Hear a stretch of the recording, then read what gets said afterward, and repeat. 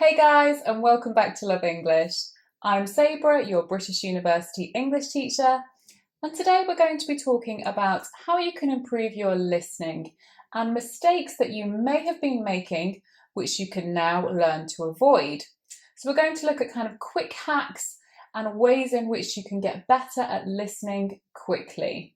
So you're watching lots of TV shows in English, you're listening to podcasts, you're watching YouTubers, but you're still finding that you're not completely understanding native speakers. And this can be quite frustrating, especially when you think you're making progress and then one day you listen to a particular video or you watch a particular TV show and you find it really difficult. That can be quite demotivating. So let's talk about how you can quickly overcome that barrier and listen and understand natives much better and much more quickly.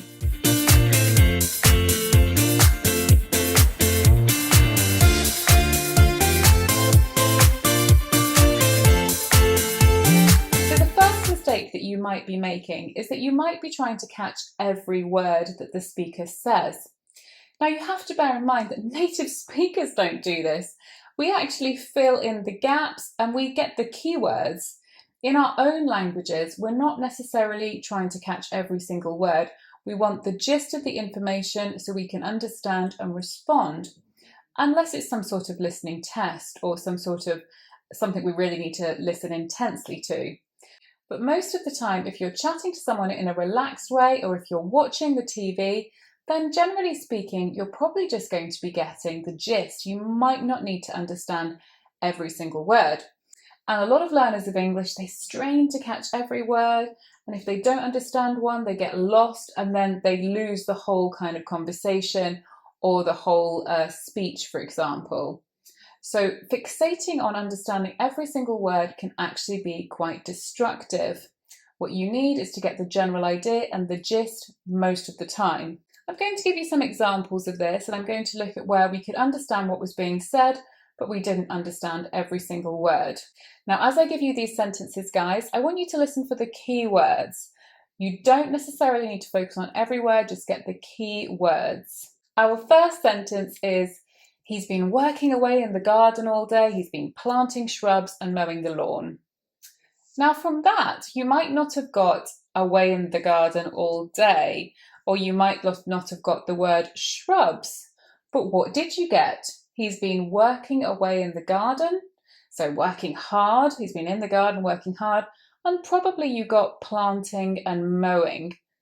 Those are the key words. That would be all you needed to understand. Even if you didn't understand the meaning of shrubs, you could probably gather that it means plants. The next sentence is, the coronavirus is spreading all the time and at an advanced rate, and so many governments are advising more and more of us to stay at home for a longer period of time. That was quite a long sentence, and there might have been words that you missed there, but probably you managed to get the fact that the coronavirus is spreading and that governments are advising people to stay at home. Probably you could get that as the main message, and that's all you needed to know. The next one is, it's been a tremendously difficult decision-making process, and no doubt negotiations will carry on until late into the night. Now again there, you might not know the meaning of tremendously. There might have been little words that you got there, but the key words were decision-making process, negotiations, carry on, late at night. As long as you understood that, you understood the meaning perfectly. The next thing that you might not have been doing is you might not have been listening enough to the linking words and to the tone. Linking words and the tone give us so much information. In fact, the tone gives us a huge amount of information. But also linking words are lovely signposts. They tell us when a speaker is going to say more. They tell us when a speaker is going to say something different. They tell us when a speaker is summarizing or finishing. They also tell us when a speaker is, for example, considering something. So there is so much in a linking word, and you really need to listen to them to help guide you through more complex conversations or more difficult listening practice. These linking words can include though, anyway, all in all, although, however, and also but, well. so, therefore, all of those little words. And in more formal speech, it could be things like moreover, furthermore, additionally, things like that. So we're going to look at how paying attention to the linking words and the tone can really help us in terms of being able to follow the conversation. First sentence is, so anyway, he was telling me about this great new car he's bought. What does so anyway mean here? It's telling us that the speaker has actually said something else before, has digressed, and is now going back to the original topic. So it's actually, if you were a bit lost, you could know, now we're going back to the topic about the car or about this person. So anyway, for example, if I said, so anyway, another great way that you can learn. The next one is, she's not a sporty type. She loves doing yoga though. So that though at the end tells me this is something different. She's not a sporty type. But she does like doing yoga. So it tells me I'm saying the opposite, or I'm saying something which is a little bit different to the original information. We use the word though a lot in English. I'm going to make a video just on the word though because we use it all the time. But as you can see there, it is tagged on the end of the sentence in order to tell us, but this is different. So that linking word again can help us know the gist of the meaning. Let's look at the next sentence. Well, the weather wasn't great at the weekend. There was quite heavy rain, but we did manage to do some fun things. So all in all, it was a good weekend. So all in all there, you would hear the tone also goes up. So all in all, it was a good weekend. So the tone went up. And of course, also all in all means here I'm summarizing. I'm coming to the end of my sentence. So again, it can help to guide you through the listening. Last example, I've been working really hard on all these Love English videos. Meanwhile, Leila's been relaxing and sunning herself. So the meanwhile there means however, or while I've been doing this, she's been doing that. And again, my tone went up. Meanwhile, so that tells us I'm saying something different now. So again, this can be very helpful. It can really guide us. So meanwhile, meaning whilst or on the other hand, and we'll really vary our tone when we use these linking words as well. The next mistake you might be making is that you're not listening to enough of a variety of accents. Now, as you're probably aware, there are lots of regional accents just in the UK.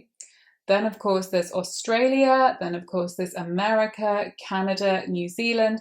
So English is spoken in a wide variety of ways.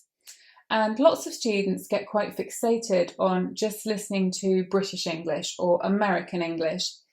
And then when they try to listen to a different accent, this can be quite overwhelming and challenging. The best thing is that you listen to a wide variety, but don't focus too much on all of the regional accents in the UK, as they're not necessarily that common. But listen to the main ones. So for example, Scottish, Irish, London, American, Australian, modern RP, so like my accent, and getting your ear accustomed to the variations, to the changes of how English can be spoken with those different accents is going to stop you from getting a shock and getting quite demotivated when you listen to something very new. You have to be aware that some words in America, in England, in Scotland, the word can change dramatically in terms of how it is said. The last one is more of a question for you. Are you playing it safe and listening to speakers that speak slowly? So have you found TV shows that you're very confident that you can understand, or YouTubers who maybe speak slowly? That is fine, but it is a good idea to challenge yourself and start listening to English which is at a very natural speed. So all of us YouTubers, on the whole, we tend to slow down a little bit because we're all teachers. And that's obviously understandable, but you also need to challenge yourself and to listen to English which is faster. Again, podcast, TV shows, films, things like that, they're a great way to do this. There's no better way as well than, of course, going out and talking to native speakers who aren't going to slow down for you. So if you're in a country, if you're in the setting now where people speak English, get out there and talk to people. There's no better way to improve your listening really than that. But you can do it, of course, if you're not in the country. If you know native speakers, talk to them and say, please don't slow down for me. I'm trying to get the natural speed of English.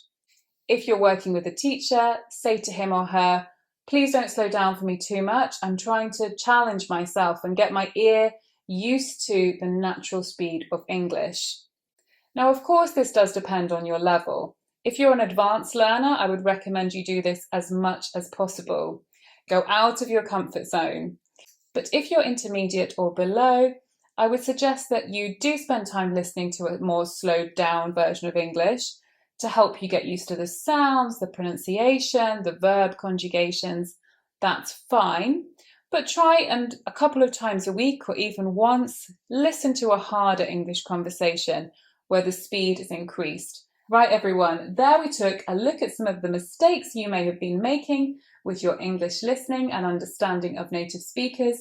And we also looked at some quick hacks to help you to understand English more quickly. Any other suggestions and tips are very welcome down in the comment box below. And do tell me if any of these help you. Go and try them and tell me if they help you. We'll see you soon on Love English. Bye-bye.